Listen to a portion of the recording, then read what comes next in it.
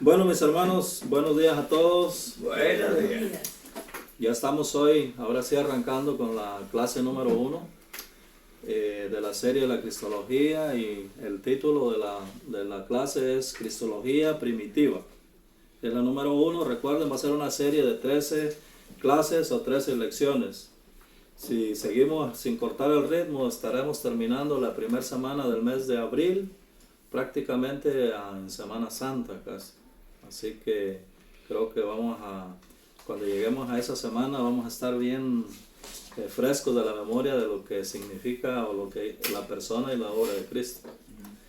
Así que, mis hermanos, entrando en el tema después de la introducción que tuvimos la semana pasada, dijimos que la Cristología se divide en dos partes que tiene que ver con la persona de Cristo y la obra de Cristo. Esas son las dos partes en las que se divide la parte de la teología, que es la Cristología.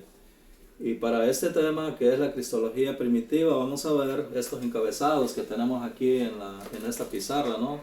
Como número 1 vamos a ver la persona de Cristo.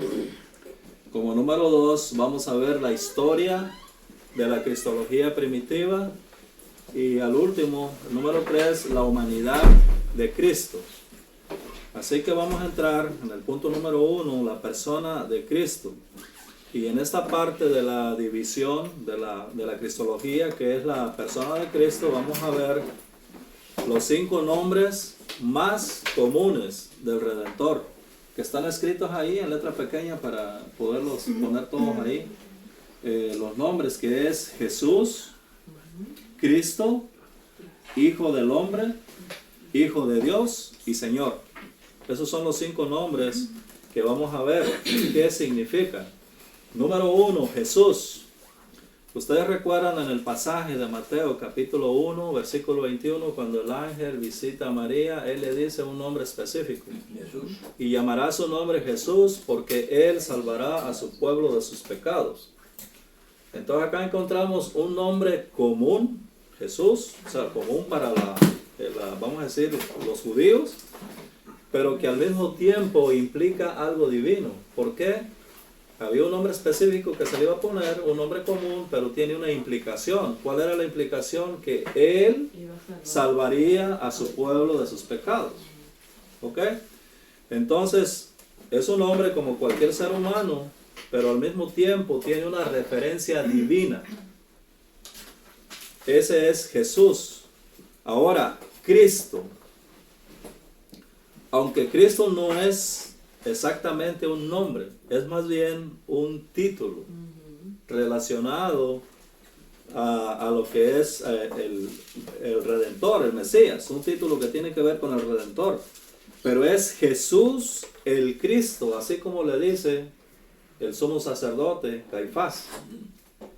Jesús el Cristo. Ahora, este nombre, a veces nosotros lo usamos combinándolo, ¿no?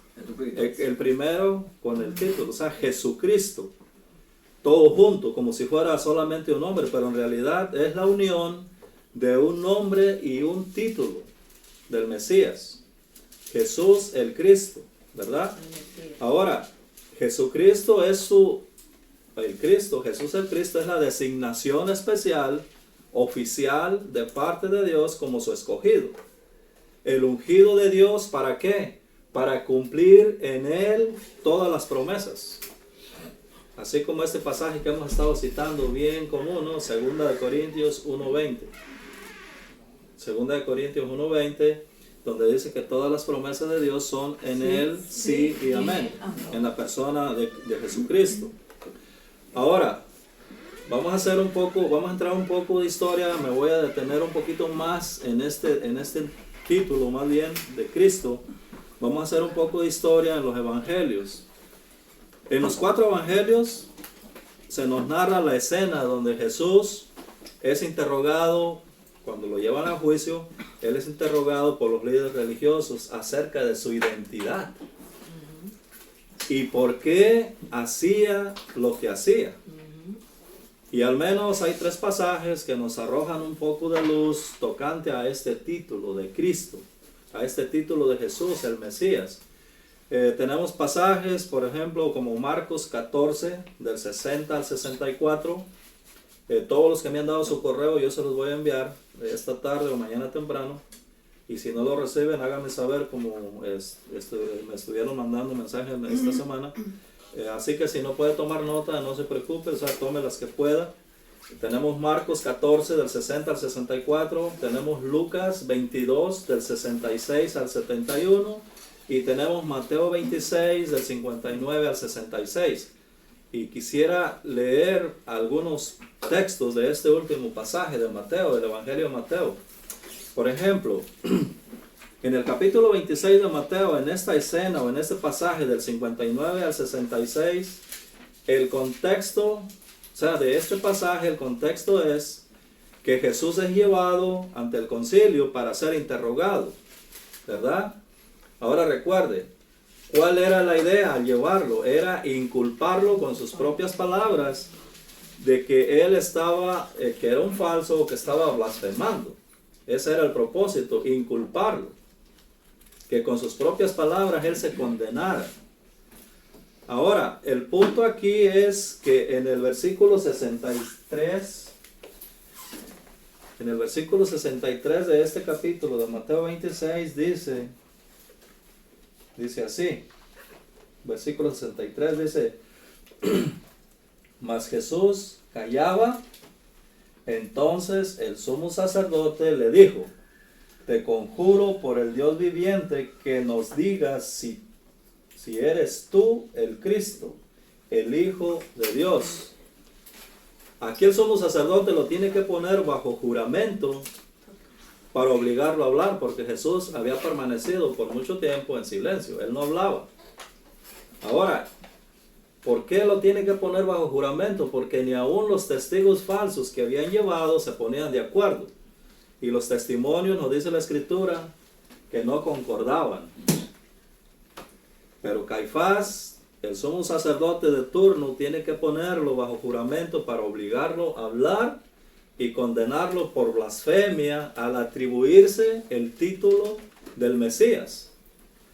Ahora note esto, ellos entendían claramente que Jesús en los versículos anteriores, él está citando el Salmo 110. Cuando él les dice que van a ver al Hijo del Hombre sentado a la diestra del Padre y viniendo en su gloria, él está citando este Salmo. Salmo 110, versículo 1. Dijo el Señor a mi Señor, siéntate a mi diestra hasta que ponga a todos tus enemigos por estrado de tus pies. Salmo 110, verso 1. Ellos entendían, el sumo sacerdote conocía bien este pasaje. Ahora, en este salmo, usted sabe, es un salmo mesiánico. Jesús, o aquel hijo es un hijo de David, este que está sentado a la diestra del Padre, pero al mismo tiempo es un hijo, según la carne, del rey David. Y acá lo interesante es que si es un hijo de David, ¿por qué David, siendo su padre, le dice Señor? A eso es algo que los volvió locos y no sabían qué decir. Él les hace la pregunta, ¿por qué dicen ustedes que el Hijo del Hombre es hijo de David? Cuando el mismo David le llama Señor, citando este salmo. Ahora ellos tenían que buscar una salida rápida, en este caso con Jesús, lo más pronto posible. ¿Por qué? Porque ellos querían condenarlo, darle muerte, pero que fuera, recuerda, estaba la Pascua. No durante la Pascua y que tampoco llegara, o sea, porque ya venía el sábado, el día de reposo. La Pascua era el viernes. Ellos no querían que fuera durante la Pascua, que ya se aproximaba, y el día de reposo. Pero aunque ellos no querían, Dios había dicho que tenía que ser ese día. Y así sucedió, así fue. Ahora, en todo esto, engaños, mentiras, ellos se dieron cuenta que no les estaba resultando tan sencillo o tan fácil, ya que en el pasaje paralelo a esta cita que está en el capítulo 18 del Evangelio de Juan, 18, 19 y 21, nos dice que Anás lo interroga. Ahora, ¿por qué dice que siendo los sumos sacerdotes Anás y Caifás, cuando se supone que debería ser uno nada más? Ahora, en realidad, Anás no estaba, vamos a decir, no estaba en función, pero él tenía mucha autoridad. Caifás era su yerno. Anás había sido sumo sacerdote unos años antes. Exactamente, él fue depuesto o destituido en el año 26 después de Cristo. Si estamos hablando del año 33, vamos a decir que Caifás tenía unos 6 años en función. Ahora, Anás comenzó en el año 15, pero fue depuesto por el procurador llamado Grato, o sea, Valerio Grato. Fue destituido y fue puesto en lugar de él su yerno, Caifás. Este procurador romano se caracterizó por eso, porque él quitaba y ponía a quien él quería, de los sumos sacerdotes, pero siempre eran de la familia de Anás. Algunos creen que estaba como sumo sacerdote su yerno porque no tuvo hijos varones, pero hay otros relatos extrabíblicos que dicen que sí tuvo hijos y que tanto los hijos como los yernos pasaron por el sacerdocio. Pero bueno, eso no tiene nada que ver. Acá el punto es que en esta escena de Juan, o sea, Anás le pregunta a Jesús acerca de sus discípulos y la doctrina que estaban enseñando. ¿Cuál era el problema? Que no se apegaban a sus leyes ni a su tradición, ni mucho menos cumplían con las expectativas que ellos tenían acerca del Mesías. Entonces Jesús les dice en este pasaje, si usted lo lee, les responde la pregunta y les dice: ¿por qué me preguntas a mí? Lo que yo he hablado al mundo lo he dicho públicamente en la sinagoga y en el templo, no en lo oculto. Así que si quieres saber algo, pregúntales a ellos, o sea, a la gente, a la multitud, qué es lo que yo enseño. Y esto se complica más. Entonces Caifás hace una profecía. ¿Cuál fue? Juan 11:50 dice, cuando él les dice: ustedes no saben nada, es mejor que muera un solo hombre por el pueblo y no que todo el pueblo perezca. Ahora, él no lo dijo de sí mismo, o sea, fue Dios quien les dijo eso. Él profetizó aún sin saberlo. Pero ¿sabe qué? Volviendo al pasaje de Mateo 26, también hay otra escena donde él rasga, después de que el Señor dice, tú lo has dicho, él rasga sus vestiduras sacerdotales.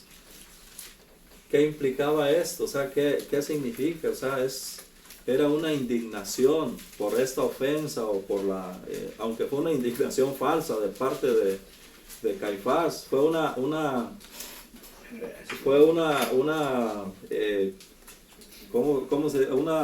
gran ofensa o indignación de parte de él por la supuesta blasfemia de Cristo al haberse atribuido a sí mismo el título de Mesías. Ahora, este acto de Caifás que lo hizo también sin saberlo, que él estaba marcando al rasgarse las vestiduras, él estaba poniendo fin al sacerdocio humano, al sacerdocio terrenal, ante la verdad que sería revelada por Cristo mismo. Porque mire lo que el Señor dice en el versículo 64, que es, para ser exacto, es una cita de Daniel capítulo 7 que vamos a ver más adelante. Aquí en el versículo 64 el Señor les dice, de Mateo 26, les dice Jesús les dice, cuando le preguntan si es el Cristo, el Hijo de Dios, y tú lo has dicho, y además os digo, ya no va directamente a Caifás, dice, os digo a todos que desde ahora veréis al Hijo del Hombre sentado a la diestra del poder de Dios y viniendo en las nubes del cielo. Jesús está hablando tanto de su ascensión como de su segunda venida. ¿Ok? Entonces, ¿qué decía la ley? Levítico 21:10 prohibía literalmente que el sacerdote rasgara sus vestiduras, porque era algo sagrado. Igual como no debería de destaparse la cabeza, ni tampoco rasgar las vestiduras, pero él, en una hipocresía y en su afán de acusar a Jesús, de hacer ver que él estaba muy indignado, él quiso simular el horror por la magnitud de esta blasfemia, ¿no? Y convencer, de esa forma, rasgando las vestiduras, convencer a la corte del Sanedrín sin necesidad de más testigos. Y él lo dice en el versículo 65, dice, entonces, o sea, a la respuesta de Jesús, entonces el sumo sacerdote rasgó sus vestiduras diciendo, ha blasfemado, ¿qué más necesidad tenemos de testigos? He aquí, ahora mismo habéis oído su blasfemia. Ahora esta acción, mis hermanos, no solamente reveló la hipocresía de Caifás, sino que simbolizó el rasgar sus vestiduras, el colapso del antiguo sacerdocio y el sistema religioso que estaba impuesto hasta ese tiempo. Aunque fue una figura, el sacerdocio una figura, una sombra de lo que venía, ellos se seguían aferrando a permanecer y de esa manera se oponían a Cristo, a la transición. Después de que esa parte de lo que eran los sacrificios había cumplido su propósito. Así que esto, o sea, este gesto que hace Caifás, el sumo sacerdote, marcó el final. Pero note esto, no del plan de Dios, sino de un sistema que ya había cumplido con su propósito. Así que a Cristo no le rasgaron solamente sus vestiduras, sino que rasgaron su propio cuerpo que fue entregado, y con ello el velo que separaba al hombre de la presencia inmediata de Dios. Y el mismo escritor de Hebreos nos dice que ese velo era su carne y no del templo físico. Dice que sí se rasgaría ese velo del cuerpo, el cuerpo, la carne de Cristo, sí se rasgaría de arriba a abajo, abriéndose para siempre. Y nos dice Hebreos 4:14 y 10:20 que ahora tenemos ese acceso directo a Dios, porque tenemos un sumo sacerdote en la casa de Dios, dice que traspasó los cielos, Jesús, el Hijo de Dios. Ahora, volviendo a la narrativa de esta pregunta del pasaje de Juan 18:19, la pregunta era ¿con qué autoridad enseñaba él esas cosas? Ellos no estaban preguntándole por qué has sanado, por qué has hecho bien a la gente. No, el problema acá era la popularidad de Jesús, lo que estaba alcanzando. Y cuando ellos veían que mucha gente se iba detrás de él y le seguía, el pensamiento era este: nos vamos a quedar solos, van a venir los romanos y van a destruir el templo. Ahora, si este fuera verdaderamente el Mesías o el enviado de Dios, ¿a quién se supone que tendría que ir a consultar o con quién se hubiera unido? Según la expectativa de ellos. Pues con ellos, porque ellos eran la élite religiosa. Pero como Jesús no lo hizo, ellos se ponen celosos y ellos le ponen una etiqueta: este es un blasfemo, este es un falso. ¿Por qué? Porque tendría que haber venido acá a consultar con nosotros, y obviamente Jesús no lo estaba haciendo, no los tomaba en cuenta, él nunca consultó con ellos, ni siquiera los respetaba. Al contrario, en una ocasión, él acusa a los fariseos de su hipocresía, al punto que uno de los intérpretes de la ley les dice: maestro, cuando tú dices estas cosas también nos ofendes a nosotros. Lucas 11:45. Y bueno, por hablar, como dicen por ahí, por hablar también Jesús a ellos los acusa, a los escribas, de atar a los hombres cargas que ni ellos mismos eran capaces de tocar con un solo dedo. Ahora estamos hablando acá de la autoridad que tenía Jesús. Cuando mandan a esta comitiva a apresarlo, ellos regresan diciendo, le preguntan: ¿y por qué no lo apresaron? Dicen: es que no hemos escuchado a ningún hombre hablar como este. Ahora, poco después tendrían un problema mayor, porque no solamente enseñaba con autoridad, sino que les diría que Él es el Hijo de Dios. Hasta aquí el segundo título. Ahora, el tercer título es la expresión el Hijo del Hombre. Y yo les dije que íbamos a ir a la cita de Daniel capítulo 7. Esta expresión fue de Cristo, su autodesignación. A él nadie le puso este título, solamente se menciona en Daniel capítulo 7, en la visión que él tiene, que él ve a uno como hijo de hombre venir del cielo. Pero esta fue una autodesignación en los evangelios, en el Nuevo Testamento de Jesús, y fue su autodesignación favorita. La vemos en estos 3 pasajes que citamos en los evangelios, donde Jesús es llevado ante el concilio para ser interrogado. Ahora, este es el título de los 5 que tenemos acá. El título Hijo de Hombre es el título más vago o más impreciso o indefinido, con unos antecedentes misteriosos, ¿no? Porque viene de este pasaje de Daniel donde aparece una figura misteriosa, una figura de alguien como un hijo de hombre. Parece que Jesús intencionalmente escoge esta expresión por lo imprecisa que es o lo vaga que es, porque esta expresión hijo de hombre podría significar simplemente un ser humano, porque al final de cuentas todos acá somos hijos de hombre, ¿no? Todos tenemos un padre. Lo conozca o no, es hijo de un hombre, o sea, tiene un padre. Pero también esta figura misteriosa en el pasaje de Daniel nos dice que iba a tener un dominio universal. ¿Por qué? Porque se le daría un reino que nunca jamás sería destruido. Entonces, lo cual implica que el Hijo del Hombre no es solamente o meramente un ser humano. Aparentemente el Señor utilizó esta expresión para llenarla ¿con qué? Con todo el contenido que vemos a través de los evangelios, a través de su ministerio terrenal como el Mesías Redentor. Lo que Él hizo o lo que Jesús hizo en su ministerio aprueba ambas cosas, que Él era humano y que era divino. ¿Por qué?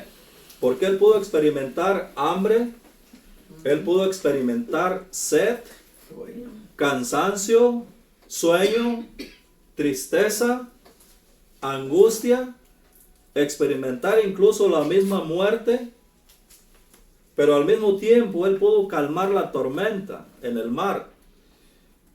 Hizo que la naturaleza le obedeciera, resucitó muertos, y aún los demonios mismos le reconocían y se le sujetaban, nos dice Marcos. Entonces vemos que no era solamente un ser humano, porque más adelante vamos a ver todas las herejías, que toda herejía viene relacionada a la persona de Cristo. Algunas niegan su humanidad, otras niegan su divinidad. Pero acá vemos ambas cosas, que Él experimentó tanto como un ser humano, como divino, humano como cualquiera de nosotros, excepto sin pecado. Ahora, Hijo de Dios, el cuarto título. Esta es otra expresión con un amplio rango de significados. ¿Por qué? Porque un hijo de Dios, o sea, todos los que estamos acá, que somos creyentes, somos ahora ¿qué? Hijos de Dios. O sea, es una expresión con un amplio rango de significados, desde un seguidor de Dios, una persona que ha sido regenerada, hasta la segunda persona de la Trinidad. Por eso es muy amplio este título, implica tanto para lo que es la segunda persona de la Trinidad, Jesús, como para cualquier ser humano que ha sido regenerado o nacido de nuevo. Ahora el último, Señor. También tiene un amplio rango en sus usos. Señor puede ser un título de cortesía para un varón, como a veces nosotros lo utilizamos en el castellano, ¿no? En el español. Nosotros le decimos Señor a alguien que respetamos. Pero al mismo tiempo, el Nuevo Testamento es muy audaz, si podemos usar esa palabra, al aplicar a Jesús textos del Antiguo Testamento que se referían específicamente a Dios. Los mismos títulos se le aplican en el Nuevo Testamento a Jesús. Tenemos, por ejemplo, Filipenses 2:10, donde dice que ante Él se doblará toda rodilla para que toda lengua confiese que Él es el Señor, para gloria de Dios Padre. En la traducción que se hizo en el Antiguo Testamento del hebreo al griego, que se le conoce como la versión del 70 o la Septuaginta, utiliza esta palabra que nosotros traducimos como Señor en español. En el hebreo se dice, perdón, en el griego se dice Kyrios o Kyrios. Para traducir ¿qué? Del Antiguo Testamento, Yahvé o Jehová. Entonces hay ejemplos. Filipenses 2:10 es una referencia que hace Isaías. Mire, Isaías 45:23, donde dice que juro yo, el Señor, que ante mí se doblará toda rodilla. Es la misma cita que está haciendo Pablo en Filipenses capítulo 2. Acá dice, Filipenses dice que toda rodilla se doblará ante Jesús, quien es el Señor. Y también lo dice Isaías 45, hablando del Padre. 45:23. Así que acá tenemos, hermanos, en lo que es el primer punto, la persona de Cristo, los 5 nombres comunes: Jesús, Cristo, Hijo del Hombre, Hijo de Dios y Señor. Ahora vamos a entrar un poco en el segundo punto, que es la historia de la cristología primitiva. Ahora, cuando hablamos de la historia de la cristología primitiva, podemos decir que en general la iglesia primitiva creía en la realidad de la humanidad y la deidad de Cristo. Y como ellos lo creían, ellos no veían muy necesario dar tanta explicación o convencer a las personas de quién era Jesús. Ellos sabían que Jesús era humano, lo aceptaban y era divino. Ellos no sentían esa necesidad de dar muchas definiciones. Ahora había una figura con la cual se reconocían los cristianos, que era un pez. Un pez. Ese se usó, ¿para qué? Ese era un código secreto, porque eran perseguidos. Cuando usted miraba en una casa ese pececito, ahí hay unas personas que son cristianas. Era un código para identificar a los cristianos. Pero muy sutil, porque la palabra pez en el griego antiguo,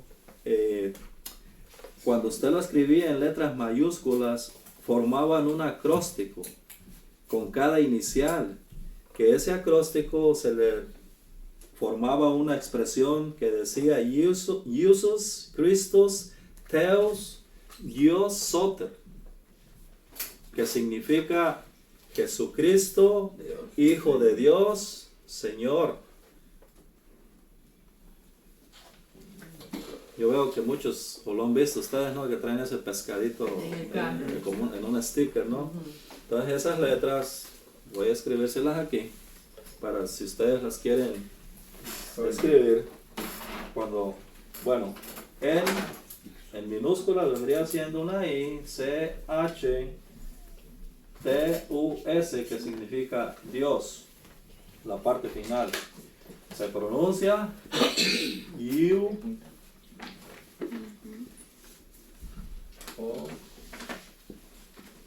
así.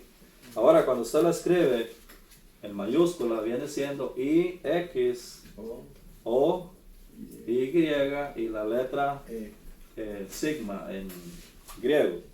Entonces ahí están las letras. La I es la que se le conoce como la iota. La H es la chi, como si fuera chino. La O es teta. Y, epsilon. Y la E ya sabe que es el sigma. Entonces esto significa, el pescadito ese que estaba más o menos así. Estas son las letras para pez en mayúscula y es lo que significa. Significa Jesús, Jesucristo, perdón. Jesucristo,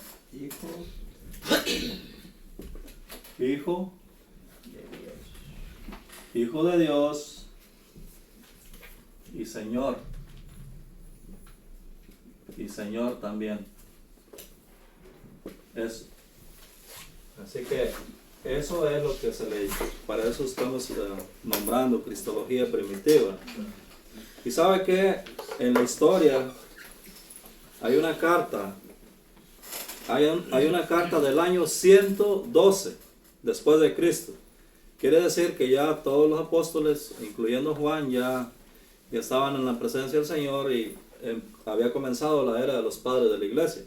Pero hay una carta del año 112 escrita por un personaje que se llamó Plinio el Menor, que este fue un funcionario romano que describió en esta carta la práctica de los cristianos.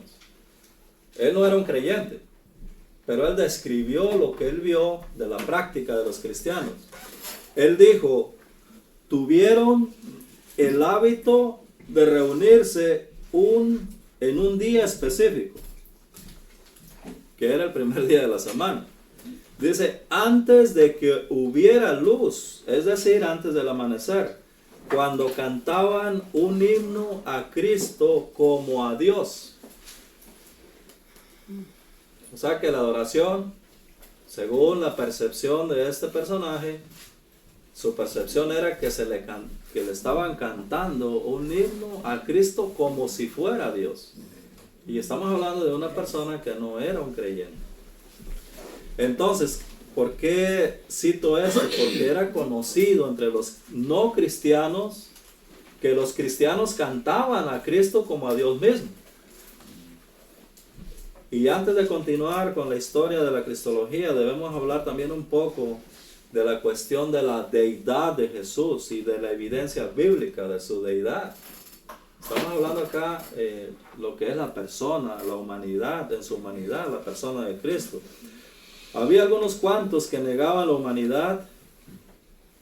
Tenemos 9 minutos, vamos a robar unos 5 más, 14 minutos para terminar ya. Ya voy a entrar en el tercer punto. Había algunos cuantos que negaban su humanidad, usted lo sabe. Pero la controversia en la historia de la iglesia tenía más que ver con la cuestión de su deidad. Era lo más pesado, lo más fuerte. La pregunta era, ¿es Jesús Dios o no lo es? Y si es Dios, ¿en qué sentido es Dios? Esas eran las preguntas, lo que se cuestionaba. Y para esto, en la próxima clase la vamos a dedicar a esta cuestión de la deidad y de la evidencia bíblica que tenemos de la deidad de Jesús. Pero pasando al tercer punto, que es la humanidad de Cristo, rápidamente podemos tratar esta cuestión de su humanidad, ¿no? Porque es una cosa obvia si leemos en los evangelios y todo el Nuevo Testamento que Jesús de Nazaret es un verdadero hombre. ¿Por qué? Cuando usted lee los evangelios, Jesús tuvo una genealogía, como cualquier ser humano. Jesús tuvo una familia, como cualquiera de nosotros. Jesús creció como cualquiera de nosotros. Él no descendió del cielo siendo adulto. Él tuvo hambre, como ya mencionamos. Él tuvo sed, tuvo cansancio, vivió, experimentó todo lo que cualquier ser humano puede experimentar en esta vida, incluyendo la muerte misma. Todo, pero excepto una cosa. A diferencia de nosotros, Él no tenía pecado. Podemos decir en ese sentido que era sencillamente Jesús humano, pero sin pecado. Un cuerpo, dos naturalezas que no interfieren la una con la otra. Dos naturalezas que no se intercambian. Y esto es bien importante, hermanos, de entender, porque tenemos personas, movimientos más bien como los de solo Jesús. Yo tengo un texto para las personas que se apoyan en esa doctrina. O sea, yo le voy a preguntar, bueno, en la cruz el Señor dijo, Dios mío, ¿por qué me has abandonado o desamparado? Y si Jesús es el Padre, entonces Dios se abandonó a sí mismo, ¿no? Pero Él dice, Dios mío, o sea, se está refiriendo a otra persona. Y en esta herejía que dicen que Jesús es el mismo, que a veces se presenta como el Padre o a veces se presenta como el Espíritu, entonces, ¿por qué Él está diciendo en la cruz, ¿por qué me has abandonado? O sea, Dios no se puede abandonar a sí mismo, así de sencillo. Ahora, aunque había algunos cuantos desde temprana edad de la iglesia que negaban esto, la deidad de Cristo, el apóstol Juan en su primera carta tiene que lidiar con ello, porque esa herejía se había introducido dentro de la iglesia, y en su segunda carta de Juan, de los versículos 7 al 11, él hace mención de esto y nos exhorta a nosotros, ¿a qué? A no recibir a los tales ni decirles bienvenidos. ¿Por qué? Porque si lo hacemos, él dice que somos partícipes de sus malas obras. Esa herejía se le llamó docetismo. ¿Qué es el docetismo? Viene de una palabra griega llamada dokeo, que significa parecer, ilusión, aparición o fantasma. ¿Usted recuerda cuando los discípulos están asustados en la tormenta, que el Señor se les aparece? Uy, un fantasma, dijeron. Entonces, muchos decían que Jesús era eso, o sea, una ilusión a veces, una mala jugada que nos hace a nuestra mente, ¿no? Cuando estamos asustados. Esta fue una práctica muy común entre los gnósticos y maniqueos. El maniqueísmo fue algo que se practicó, bueno, Agustín de Hipona practicó esto, o sea, él era maniqueo antes de ser salvo. Ahora, ellos en su afán de no contaminar a Jesús con la humanidad, porque la carne era mala y el espíritu era bueno según la filosofía de ellos, ellos no querían contaminar a Jesús con la carne, con la humanidad. Decían que se parecía a un ser humano, pero no era un verdadero ser humano. Ahora, a esto añada que en las corrientes de filosofía griega se creía que el alma era mala y el espíritu era puro, era bueno. Entonces, el cuerpo era inherentemente malo y no podían asimilar esta idea de que Dios tomara un cuerpo humano de carne, malo por naturaleza y donde radica toda la maldad. Entonces, en cierta forma, ellos querían defender a Dios de este mal y decían, no era un ser humano, era una ilusión. Entonces, en cierto sentido, ellos estaban defendiendo a Jesús de lo malo de la carne, pero ¿sabe qué? El diablo es astuto y él sabe cómo introducir falsas enseñanzas con un solo propósito y un solo fin. ¿Cuál es? Destruir. ¿Por qué? Porque esto del docetismo nos trae un problema, que si Jesús no fue un verdadero hombre con un cuerpo de carne, la pregunta es entonces, ¿quién pagó por nuestros pecados? Y ya que Hebreos 9:22 nos dice que si no se derrama sangre no hay perdón de pecados. Y un espíritu o un ángel, usted sabe, o un fantasma no tiene cuerpo, no tiene sangre, no puede morir. Tenía que ser un ser humano, pero a la misma vez divino, para que pudiera o viviera una vida santa bajo la ley y al mismo tiempo nos librara de su maldición, como lo dice Pablo en Gálatas 3:13. Al mismo tiempo, hermanos, negar la deidad de Jesús igual nos lleva a otro error de graves proporciones, porque un solo ser humano, un hombre, no puede cumplir la ley a la perfección. Entonces, tenía que ser un ser humano, pero al mismo tiempo divino. Y solo Dios en su sabiduría, como lo narra Pablo en Romanos, Dios en su sabiduría pudo haber hecho este plan tan genial y maravilloso como lo fue la encarnación de Jesús. La encarnación de su Hijo para poner fin al problema que nos separaba de Él, el pecado. Es lo que nos dice Hebreos 7:22 al 28. De haber sido solamente humano y no divino, no podía Jesús ofrecerse a sí mismo como sacrificio para expiar los pecados. ¿Por qué? Porque el sacerdote común tenía que ofrecer primero un sacrificio por él mismo, después por el pueblo. Y Jesús no, nos dice el escritor de Hebreos que Él se presentó a sí mismo o se ofreció a sí mismo por los pecados de su pueblo, entrando con su propia sangre hasta el mismo lugar santísimo una sola vez y para siempre, asegurando así nuestra redención eterna. Hebreos 9:11. Y Pablo, hablando de esto, de la salvación de los gentiles y de la restauración de Israel, Romanos 11:33 dice, oh profundidad de las riquezas de la sabiduría y de la ciencia de Dios. Cuán insondables, mis hermanos. Una cosa insondable es algo que usted no puede rastrear. Al fondo.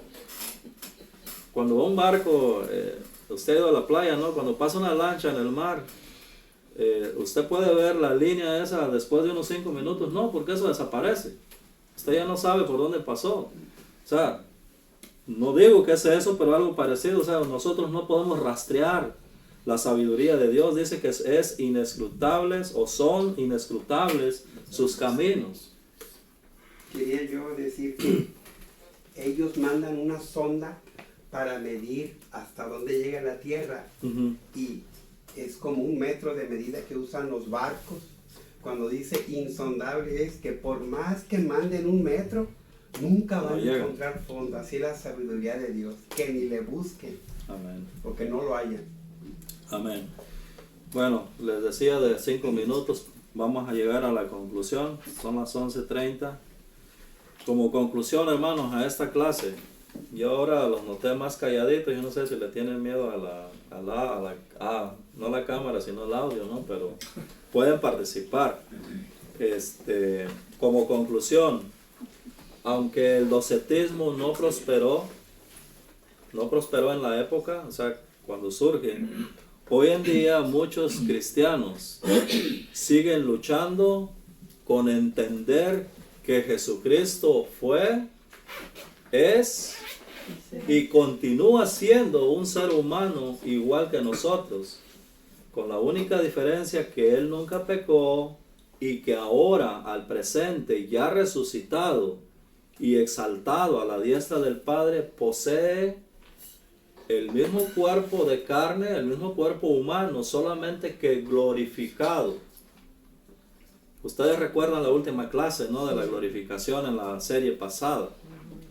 Que sí, las personas, los creyentes que parten a la presencia del Señor, que se nos adelantan, ellos están en un gozo, nos dice el escritor de Hebreos, los espíritus que han sido ya perfectos.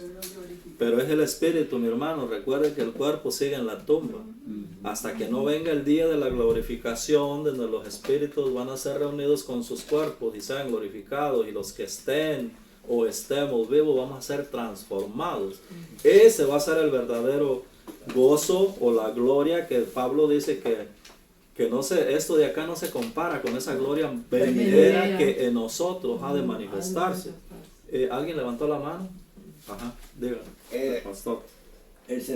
Nosotros como cristianos tenemos que entender que Cristo es Dios, coigual y coeterno con el Padre y el Espíritu Santo. Así es. Eso es algo que, para ahondarlo, tendríamos que entrar en lo que es la doctrina de la Trinidad. Pero coeterno, o sea, que es que siempre han existido. O sea, Jesús no fue creado, Él no comenzó a existir en su nacimiento. Él comenzó a vivir como un ser humano en la encarnación, pero Él no comenzó a existir. Eso es lo importante, es coeterno. Ahora, el libro de Hebreos, Jesús sigue siendo humano hoy en día, y ese es un portazo en la cara a Satanás, que el mismo hombre, el ser humano que está hecho a la imagen de Dios, que quiso destruir en el jardín del Edén, hoy está sentado a la derecha del Padre, Cristo. Esto le pica al diablo. Ahora, el libro de Hebreos enfatiza la humanidad y la realidad de su encarnación como ser humano verdadero. Hebreos 2:17 y 4:15. Y con una lectura, mis hermanos, de los evangelios y estos versículos que hemos citado, yo creo que es suficiente para derribar o tirar al suelo la herejía del docetismo. Y en la próxima clase vamos a tratar con otras herejías acerca de la persona de Cristo que han surgido a través de la historia de la iglesia, porque muchas de ellas no han muerto, hoy en día están más vivas que nunca. Así que hasta aquí la clase.